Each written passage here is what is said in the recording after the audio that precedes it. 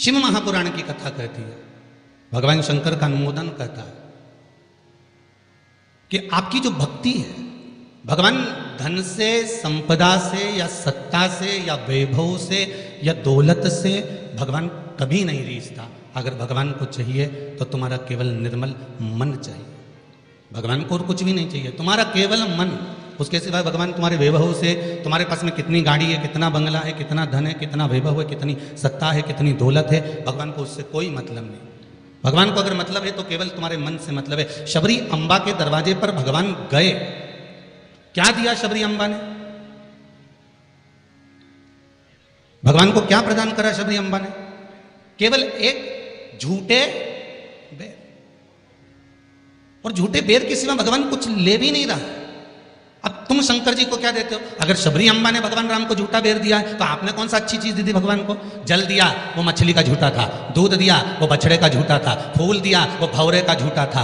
मिठाई बना कर दी, वो चींटी की झूठी थी। तुमने दिया क्या? और ये मनुष्य का शरीर दिया भगवान के चरणों में, ये भी तो झूठा है। फोन पे तो तुरंत कह देता है, माँ तो तारे बिना एक बिना नहीं रहूं, एक मिनट नहीं रहूं, तेरी तो मुझे बहुत याद आए। और भगवान के पास जाएगी, तुम्हारे बिना मेरा कोई नहीं है। भगवान के रेंदे रे झूठेला। भगवान भी कहते काहे को झूठ बोले? अभी फोन पे बोल रहा था, मैं तो थारी याद आ रही, तेरे बिना एक मिनट नहीं रह सकता, तू तुम्हारे हृदय में बसी, ने तू तुम्हारा चित्त वृत्ति में बसी। और मंदिर पहुंचाने अगरबत्ती लगाते लगाते बोला, तन मन धन सब कुछ तेरा। भगवान के आ गया भेरू झूठेला। भगवान भी सोचे काय आया। अगर शबरी अंबा ने झूठा बेर दिया है तो हमने कौन सी अच्छी चीज भगवान को दे दी है? हमने क्या भगवान को अच्छा दे दिया है? हम भी तो झूठा ही दे रहे हैं। पुष्प दिया, वो भी झूठा था। जल दिया, वो मछली का झूठा था। दूध दिया, वो गाय के बछड़े का झूठा था। मिठाई दी, वो चींटी की झूठी थी। हम जो परमात्मा को दिए वो सब कुछ झूठा था। यहाँ तक हम भगवान का जो स्मरण भी कर रहे हैं, कई लोग भगवान के मंदिर में बैठकर घंटों तक माला पकड़कर भी अगर भगवान के मंदिर में बैठकर भजन कीर्तन स्मरण कर रहे हैं तो वो ये सोचे कि नहीं ये सत्य है, तो उसने उसमें भी छल कर दिया। थोड़ी देर तक तो मन लगता है, उसके बाद ये चित्त, ये व्यक्ति, ये मन कहीं ना कहीं डोल जाता है। इस मन को लोग कजन कहाँ लेकर चले जाते हैं। बड़ा बड़ा कठिन, ये बड़ा कठिन। ये मन बड़ा चंचल है, कैसे तेरा भजन करूं? जितना इसे समझाऊं उतना ही मचलता है। भोलेनाथ, हे शंभो, हे त्रिकालदर्शी, हे कैलाशी, हे अविनाशी, हे शिव, हे करुणा सागर। ये चित्त, ये मन, ये वृत्ति बड़ी चंचल है।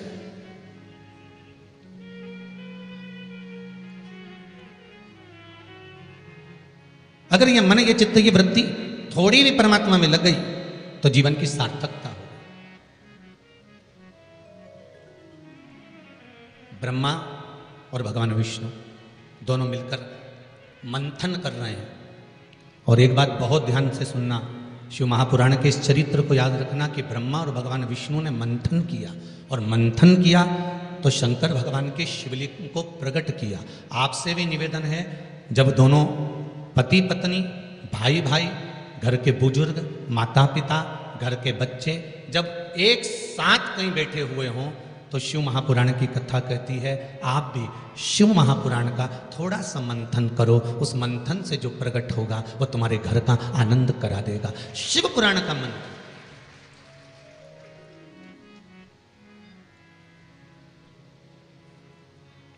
थोड़ी देर अपने माता पिता के पास में जाकर बैठा करो। थोड़ी देर जब घर से जाते हो तो अपने घर में जो मंदिर है, अपने घर में जो देवालय है, अपने घर में जो शिव जी हैं, अपने घर में जो राम जी हैं, अपने घर में जो ठाकुर जी हैं, अपने घर में जो कृष्ण हैं, अपने घर में जो देवता विराजमान हैं, आप उनके पास जाकर बैठकर फिर अपने गंतव्य की ओर अपने कार्य के लिए जाइए। और शाम को जब आओ तो पत्नी और बच्चों से, परिवार से बाद में मिलो।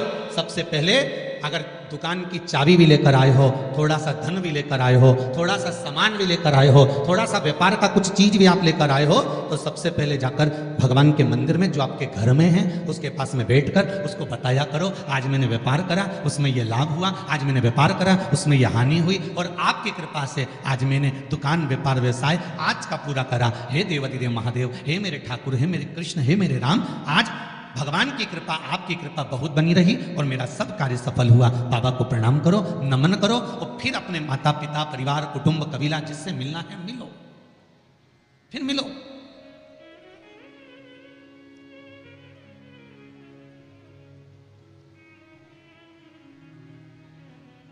आज किसी ने एक प्रश्न किया था सुबह, गुरुदेव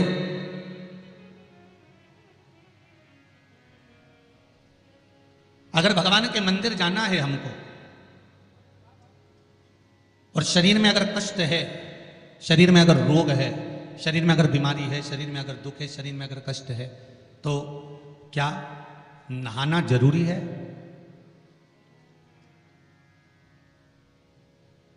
शिव महापुराण की कथा कर रही है, मत नहाओ, स्नान कर लो।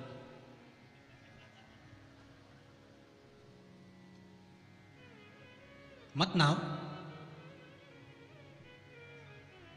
स्नान कर लो। नहाने में और स्नान में जमीन और आसमान का अंतर है। बाथरूम में गए, साबुन लगाया, शैम्पू लगाया और ये सब लगाने के बाद में तुमने जो तुम्हारे ऊपर पानी उंडेला, इसको नहाना कहते हैं। ठीक है? जो तुमने साबुन लगाया, शैम्पू लगाया, पानी डाला, उसको नहाना कहते हैं। और मंदिर में गए अर्थात आप बाथरूम में ना जाकर भी सवेरे से उठे और उसकी भक्ति में लीन होकर दिल से उसको याद कर कर और मान लो मुंह धोकर भी भगवान के दरवाजे तक पहुंच गए तो उसको स्नान कहा जाता है। कर लिया ना? नहीं है ना शरीर में बल? एक पत्र में लिखा है किसी ने,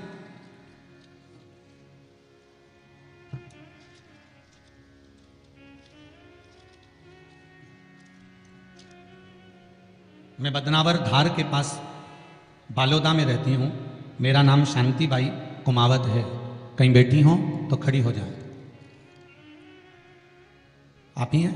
दोनों हाथ हिला दो एक बार। मेरा नाम शांतिबाई कुमावत है। गुरुदेव, आज मैं अपने पैरों पर खड़ी हूं और घूम रही हूं, ये शिव की ही कृपा है, शंकर की कृपा है। मैं कैंसर से पीड़ित हूं, बहुत सारे अस्पतालों में मेरा इलाज हुआ है। ऐसा कोई हॉस्पिटल गुजरात का, राजस्थान का और महाराष्ट्र का नहीं जहां पर मेरा इलाज नहीं हुआ।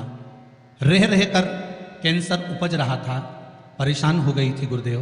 तब बाबा की कृपा से डॉक्टर ने कह दिया अब तुम्हारे शरीर में और ऑपरेशन का दम नहीं बचा, इसलिए अब तुम भगवान के ही सहारे जियो।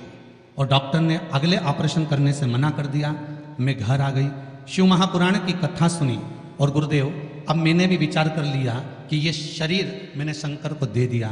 और गुरुदेव एक बेलपत्री शिव जी पे चढ़ी हुई अपनी पोती से, बेटों से बुलवाती और उस बेलपत्री को जल के साथ खाना चालू कर दिया। 2 कदम भी नहीं चल पाती थी क्योंकि कैंसर के ऑपरेशन इतने हुए थे। गुरुदेव आज मैं इस पंडाल में बैठकर कथा सुन रही हूं, ये शिव की ही कृपा है, ये शंकर की करुणा। एक बात बहुत सुंदर आपने लिखा है शांतिबाई जी, माता जी, कि गुरुदेव जांच भी कराई, अब डॉक्टर बोल रहा है तुम तो ठीक होती चली जा रही हो, ऑपरेशन की भी जरूरत नहीं है, अब बाबा की ये कृपा हुई, ये करुणा। बैठो मां, बैठो। हर हर महादेव। ये शिव की कृपा है, ये शंकर की करुणा, ये शंकर की उदारता है, ये शंकर की दया है, ये शिव करुणा। अकाल मृत्यु वो मरे जो काम करे चंडाल का काल, उसका क्या बिगाड़े जो भक्त हो महाकाल का। शंकर की आराधना करने वाला, शिव का स्मरण करने वाला, शिव भक्ति में डूबने वाला, शंकर का अनुमोदन करने वाला कभी भी भटकता नहीं है। शिव उसको मार्ग तक पहुंचा ही देता है, पहुंचाएगा।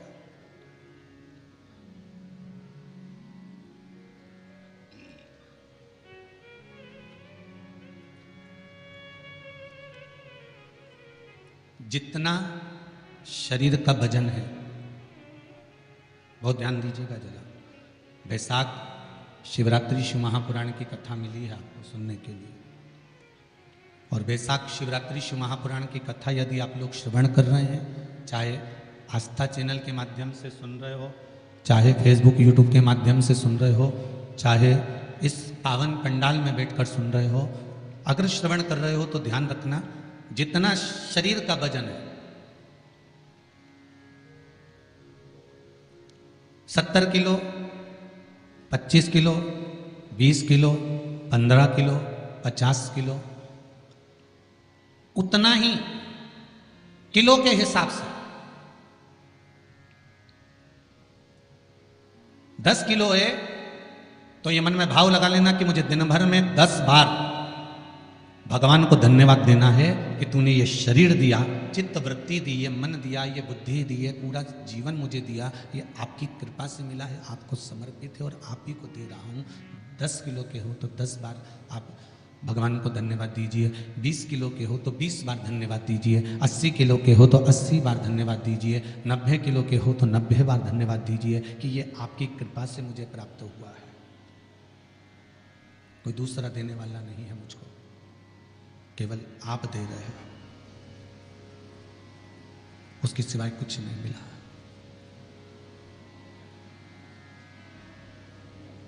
बड़ी मुश्किल से उसने कृपा कर कर यहां भेजा है अपने को, बड़ी मुश्किल से भेजा। शंभो शरणे पड़ी मांगू घड़ी रे घड़ी, दुख काटो दया करी निदर्शन। भगवान से प्रार्थना करते रहो, निवेदन करते रहो, उसके चरणों में जाकर धूप लगाते रहो, उसको नमन करते रहो, उससे विनती बार बार करते रहो कि तेरे बल पर जी रहा हूँ, तेरी कृपा से जी रहा हूँ, तेरी करुणा से जी रहा हूँ, उसके सिवा कुछ भी नहीं है महाराज। भगवान विष्णु और भगवान ब्रह्मा ने मंथन किया और भगवान विष्णु और भगवान ब्रह्मा जब मंथन करे तो उस मंथन में शिवलिंग प्रकट हुआ।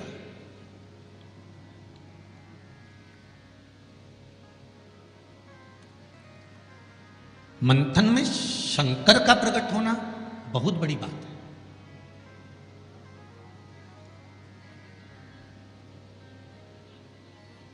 जैसे बात बात में शिवजी का नाम, शंकर का यश, शंकर भगवान का गुणगान, शंकर भगवान की भक्ति की बात आपके मुख पर अगर बार बार आ रही है ना, आप बार बार कह रहे हैं कि बड़ी कृपा करी साहब मेरा, मैंने तो पशुपति व्रत करा था और भगवान ने मेरा ऐसा कर दिया, मैंने भगवान को मूंग चढ़ाया था और भगवान ने ऐसा कर दिया, मैंने चावल चढ़ाया था भगवान को और भगवान ने ये कर दिया, मैंने भगवान को बेलपत्र चढ़ाया था, भगवान ने मेरा ये काम कर दिया, भगवान को मैंने धतूरा चढ़ाया था, भगवान ने मेरा ये काम कर दिया। आप बार बार शिव जी का यशगान गाते हो ना, यश गुण गाते हो, तो उसमें भी एक सुख का अनुभव होता है।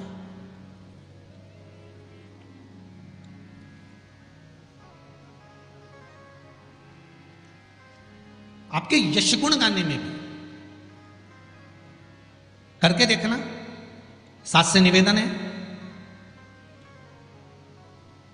बहू की बड़ाई करके देखो, बहू का यश गुण गाकर देखो, कितनी भी बुरी बहू हो, कितना भी अपशब्द कहती हो, कितना भी ताना देती हो, कितनी भी गाली देती हो, कितना भी आड़ा टेढ़ा बोलती हो, भले तुम्हें संभालती हो ना संभालती हो, तुम्हारा सम्मान करती हो ना करती हो, तुम्हारा आदर करती हो ना करती हो, उसके बाद भी तुम 4 लोगों से अपनी बहू की बड़ाई कर कर देखना, खूब बड़ाई करना उसका, खूब यश गुण गाना उसका, भले वो गाली दे, अपशब्द के ताना दे, कुछ भी बोले, पर तुम यश गुण गाओ उसका, खूब गाओ और खूब दिल से यश गुण गाओ उसका।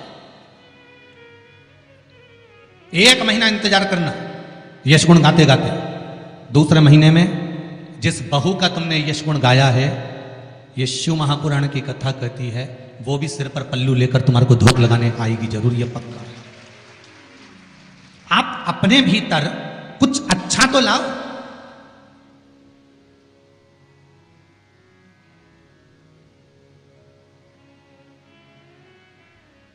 कुछ अच्छा ढूंढने का प्रयास तो करो।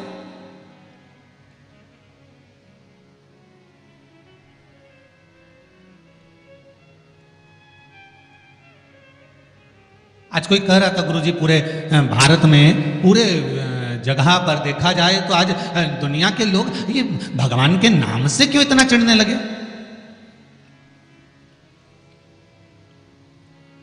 भगवान के नाम से, राम नाम से, शिव नाम से, कृष्ण नाम से ये दूसरे लोग आखिर चिढ़ते क्यों। तो हमने कहा सीधी सीधी बात है कि रामचरितमानस में भी वर्णन आया कि जब जब रामचरितमानस में जब जब राम जी की सेना के लोग जय जय श्री राम चिल्लाते थे तब तब जितने राक्षस थे वो सब, वो जितने राक्षस थे जितने भी,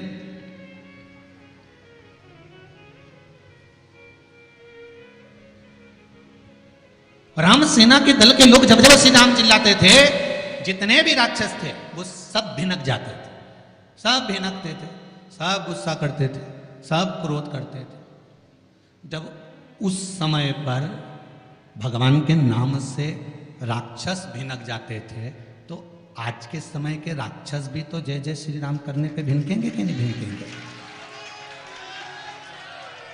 जरा विचार तो करो।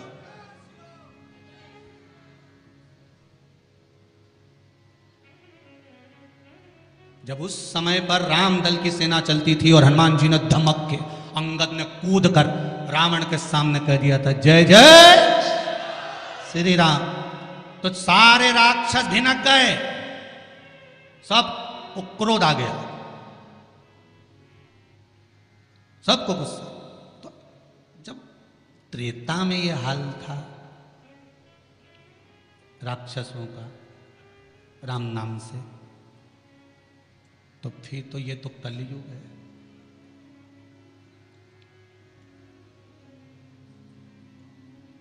अब तुम राम बोलोगे तो थोड़ा सा तो भिनकट्टा छूटेगा इनके भीतर भी, थोड़ा थोड़ा तो आएगा। पर आग लगे बस्ती में, अपन रहो मस्ती में, जो ज्यादा भिनके नहीं तो उसको भिनकने दो। तुम तो जोरदार खजूर वाली चोटी बना के बिंदी लगा तैयार हो के भगवान के मंदिर जाओ और राम नाम गुण गाओ, शिव का स्मरण करो, लोटा भर के जल चढ़ाओ, शंकर का भगवान का भजन करो। शिव की भक्ति में जितने जितने लग सकते हो उतने लगो, कुछ नहीं बिगड़ेगा। एक लोटा पानी जो भगवान शंकर को समर्पित करता है, मरने के बाद तुम्हारी औलाद तुम्हारा किसी पवित्र नदी में तर्पण करे ना करे, तुम्हारा शिव को दिया हुआ जल तुम्हारे खाते में पहुंच जाता। आपने जो शंकर भगवान को एक लोटा जल दिया है, शिव जी को एक लोटा पानी चढ़ाया, शंकर भगवान को एक लोटा जल समर्पित करा है, शंकर भगवान को एक लोटा जल अगर आपने दिया है तो वो आपके खाते में पहुंचेगा जरूर, ये निश्चित है, पक्का है।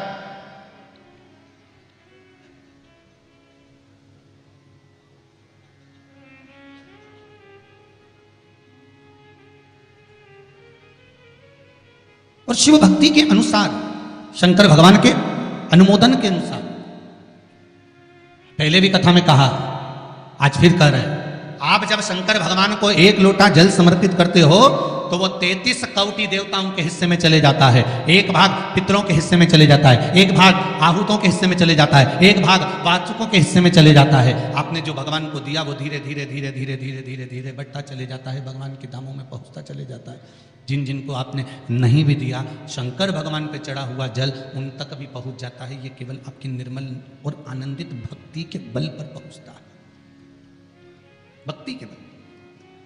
भगवान ब्रह्मा और भगवान विष्णु ने जो मंथन किया, उस मंथन में जो शिवलिंग निकला और ब्रह्मा जी के मुख से निकल गया कि ये शिवलिंग जो निकला है इसके चरण कहाँ हैं, इसका शीश कहाँ है, जरा पता करा जाए। और ब्रह्मा स्वयं भगवान शंकर का सिर देखने के लिए जा रहे हैं और भगवान विष्णु मृत्यु लोक में नीचे तलातल में, रसातल में, पताल में भगवान शंकर का चरण ढूंढने के लिए जा रहे हैं, भगवान शिव का चरण।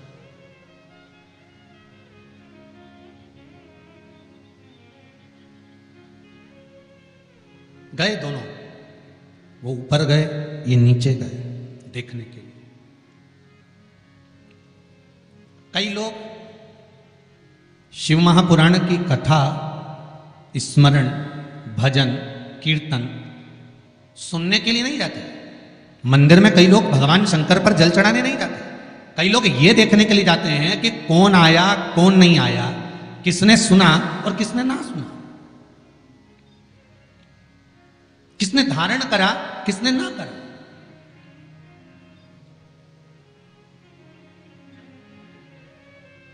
अब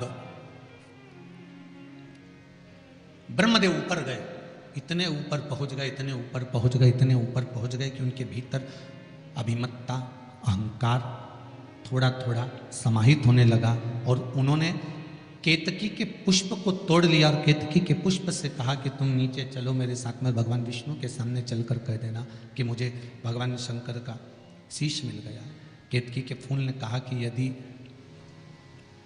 मैं झूठ बोलूंगा तो वो श्रेष्ठता कैसे रहे, मेरे झूठ बोलने की श्रेष्ठता कैसे हो,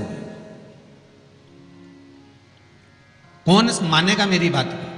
सामने से गौमाता निकल कर जा रही थी, गाय से कह दिया तुम चलकर कह दो कि तुम चलकर कहो कि भगवान ब्रह्मदेव को भगवान शिव का शीश मिल गया। गाय कहती है मैं क्यों झूठ बोलूं। उसको भी थोड़ा सा लोभ दिया गया और केतकी के पुष्प को भी थोड़ा सा लोभ दिया गया। दोनों को थोड़ा थोड़ा लोभ प्रदान करा। और शिव पुराण कथा कहती है कि जब व्यक्ति के जीवन में थोड़ा सा लोभ उपज जाता है, थोड़ा सा लालच आ जाता है, तो फिर जीवन का किया हुआ सारा कर्म उसका बेकार हो जाता है। और वही हुआ है। केतकी के पुष्प के मन में ये लोभ जाग गया कि मैं ब्रह्मा जी के द्वारा सिंचित हो जाऊंगा, आनंदित हो जाऊंगा। और गाय के मन में ये लोभ जाग गया कि ब्रह्मा जी कह रहे हैं कि सबसे पहली रोटी आपको प्रदान कर दूंगा, तो ये लोभ ही तो जागा है। कोई भी चीज करो, अगर कोई सत्कर्म आप कर रहे हैं, थोड़ा सा अच्छा कार्य आप कर रहे हैं, भगवत भजन आप कर रहे हैं, कीर्तन आप कर रहे हैं, मंत्र जाप आप कर रहे हैं, स्मरण आप कर रहे हैं, नाम जाप यदि आप कर रहे हैं, तो वो लोभ से परित होना चाहिए, बहुत दूर।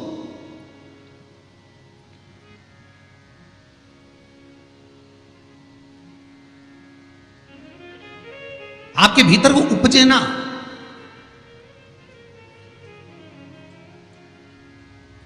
फिर चाहे दुनिया के लोग कितना भी कहे ना, वो एक बेल बेचारा किसान का, एक बेल कुएं में गिर गया। अब कुएं में गिर गया तो किसान का बेल जब कुएं में गिरा तो ये देखा कि कुएं में से बेल को निकालना है। खूब मेहनत करी किसान ने बेल को निकालने की, पर वो बेल निकल नहीं रहा था। बहुत बहुत बहुत बहुत मेहनत करने के बाद भी वो बेल नहीं निकला। बहुत अथक प्रयास करा गया पर बेल नहीं निकला। तब किसान ने फिर कहीं मशीन वाले से कहा होगा कि इस बेल को निकालना है। मशीन वाले ने कहा 25,000 रुपये लग जाएंगे, 20,000 रुपये लग जाएंगे। तो उसने सोचा 20,000 25,000 लग जाएगा तो इससे अच्छा है कि इसको पड़े ही रहने दो। बेल किसी काम का तो था नहीं, बूढ़ा हो गया था। अगर बेल बूढ़ा हो गया है तो इसी कुएं में पड़े रहने दो, मर जाएगा। इसी कुआं भी सूख गया है, इसमें कोई दिक्कत वाली बात नहीं, अपन कचरा पटकते जाएंगे, बेल को वहीं के वहीं दबा देंगे। गाँव के लोगों से कह दिया मेरा बेल कुएं में गिर गया और ये बूढ़ा हो गया था। एक काम करो, तुम्हारे गांव का जितना भी कचरा है ना, घर वाले वो सब लाकर इसमें डालते जाना। बेल मर जाएगा, धीरे धीरे उस पर मिट्टी डल जाएगी। गांव के लोगों ने कचरा लाकर डालना चालू करा। जैसे जैसे बेल के पास में कचरा पटकना प्रारंभ करा, बेल भी समझदार था। इधर कचरा पटकते तो इधर पांव रखकर खड़ा हो जाता, इधर पटकते तो इधर पांव रखकर खड़ा हो जाता। धीरे धीरे पूरा कुआं भराते चले गया और बेल कचरे पर पांव रखते रखते रखते रखते रखते रखते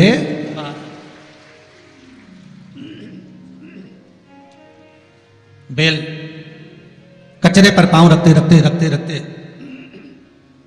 बाहर आ गया, ऊपर आ गया। और जब वो ऊपर आया, निकल कर बाहर भाग गया, निकल कर बाहर भागा। बेल से हमको एक सीख लेना चाहिए, हमको एक चीज सीख लेना चाहिए। बुराई करने वाले कितनी भी बुराई करेंगे, निंदा का कचरा, बुराई का कचरा कितना भी पटकेंगे, हमको केवल उस पर पांव रखकर निकल कर बाहर की ओर चले जाना है और हमारे जीवन को सार्थक बना देना है। करे करे तो करे। अब शब्द कहने वाला कहता रहे, ताने देने वाला देता रहे, गाली देने वाला देता रहे, अपनी शिव भक्ति, अपना स्मरण, शंकर का अनुमोदन होता रहे। बस इसका ध्यान रखना। बैसाख के महीने में 9वीं तिथि को माता जानकी का प्रागट्य हुआ है पृथ्वी से।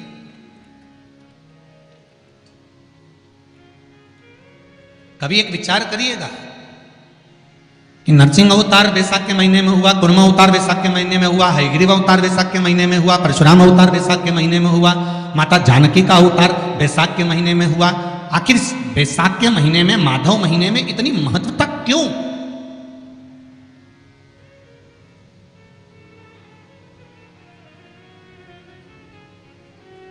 बैसाख के महीने में पड़ने वाली एकादशी, चतुर्थी, प्रदोष, अमावस्या, पूर्णिमा, शिवरात्रि, ये सभी इतनी महत्वपूर्ण क्यों हो जाती है?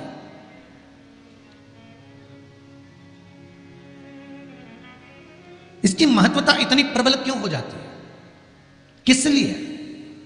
क्योंकि बैसाख का जो महीना पड़ता है, सूर्य की संपूर्ण तपन, सूर्य देव अपने पूर्ण तेज के साथ मृत्यु लोक के निवासियों पर, चाहे जलचर हो, थलचर हो, वायुचर हो, चाहे जो जीव हैं, उस पर जब किरण फेंकते हैं तो संसार का जो मनुष्य है उस पर जब ताप पड़ता है तो ताप पड़ने के कारण उसके मुख से भगवान का नाम निकल ही जाता है, स्मरण नाम निकल ही जाता है। जब उसके मुख से भगवान का नाम निकलता है तो वो भगवान की शरणागति खुद ग्रहण कर लेता है स्वयं।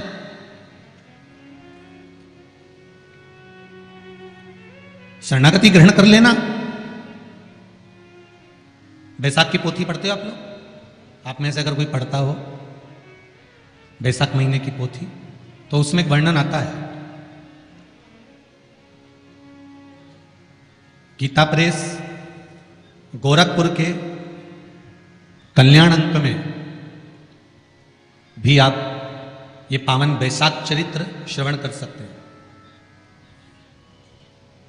उसमें बैसाख महीने की पोथी में 10वें दिवस की कथा में 10वें अध्याय में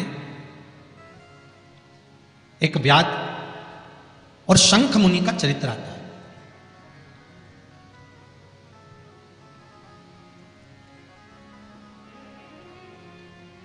शंख मुनि एक बार निकलकर भगवान शंकर के मंदिर में जल समर्पित करने के लिए जा रहे थे और शिव मंदिर की ओर जाते बीच मार्ग में चलते और वो शंख मुनि जब शिव के मंदिर में पहुंचे, शंकर भगवान के मंदिर में जाकर उन्हें दर्शन किया,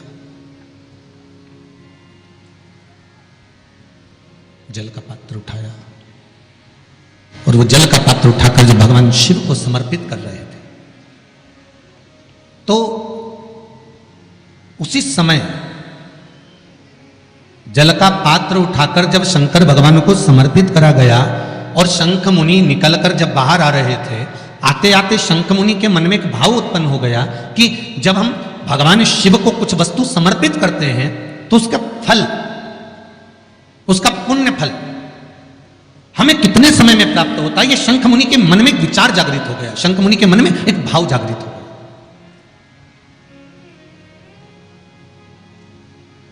कई माताएं पशुपति व्रत करती हैं, कई ऐसी भी माताएं हैं जिन्होंने 2-3 बार पशुपति व्रत कर लिए होंगे। दूसरे को बताया, उसने व्रत करा, उसका हो गया, उसको फायदा भी मिल गया, और ये 3 कर ली, उसके बाद भी कुछ ना कुछ रह गया। तो इसके मन में आया कि बताओ, मैं भी व्रत कर रही हूं, ये भी व्रत कर रहा है, ये भी व्रत को सुन कर रहा है, मैं भी व्रत कर रही हूं, आखिर बात समझ में नहीं आती। उसको लाभ मिल गया, मुझे लाभ नहीं मिला। उसको लाभ की अनुभूति होगी, मुझे लाभ की अनुभूति नहीं है। तो कभी विचार करना कि तुमने उसको पशुपति व्रत बताया, उसने व्रत किया और बड़े दिल से करा, बड़े बड़े दिल से करा, तुम्हारे बताए अनुसार करा। मतलब तुम्हारी बात पर कितना विश्वास होगा उसको, तुम्हारी बात पर कितना भरोसा होगा उसको, और तुम्हारे बताए अनुसार उसने पशुपति व्रत कर लिया और उसका काम हो गया, और तुम 2 बार 3 बार 4 बार 5 बार कर चुकी तो भी नहीं हुआ, उसका कारण क्या हो सकता है? उसका एक कारण है, तुम्हारी बात पर उसने विश्वास कर लिया पर तुम अभी विश्वास पूर्ण रूप से कर नहीं पाई हो। तुमने ये सोचा है कि दुनिया कर रही है तो अपन भी कर लो। एक बार महाराज ने बोला है कर लो, देखा जाए, पर तुम्हारे बात में वो जागरूकता, तुम्हारे पास में वो बल, तुम्हारे पास में वो जागरूकता, तुम्हारे पास में वो बल, तुम्हारे पास में वो विवेक, तुम्हारे पास में वो बल प्राप्त नहीं हुआ, वो विश्वास जागृत नहीं हुआ। यदि तुम्हारे पास वो विश्वास जागृत हो जाता, वो बल जागृत हो जाता, तो तुमने जब पशुपति व्रत करा उसका फल तुमको मिल जाता। अगर विश्वास जागृत होता तो फल मिल जाता।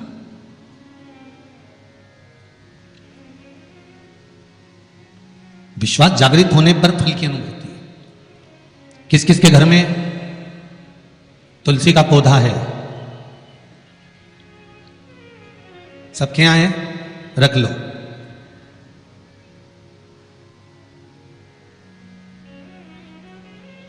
कहां लगा है? घर के अंदर कि घर के बाहर? घर के बाहर। ठीक है। दिया लगाते हो? अच्छा, कौन है वो जिस तुलसी मैया को दिया लगाते हो? कौन है वो? बोलते तो जाओ जरा जल्दी जल्दी। माता है। घर में जो सास है वो कौन है? वो भी बोलो तो जम के बोलो जरा। माता है। बैसाख का महीना चल रहा है, बहुत जोरदार गर्मी पड़ रही है, बहुत जोरदार गर्मी, खूब जोर की। तुम्हारी सास की कुर्सी घर के बाहर लगा दो।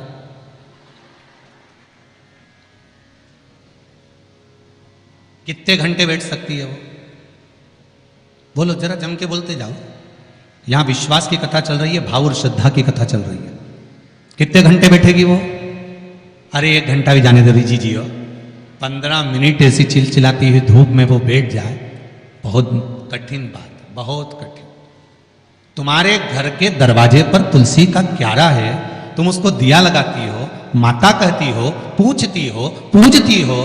तुमने तुलसा महारानी से कहा, मां बैसाख की गर्मी पड़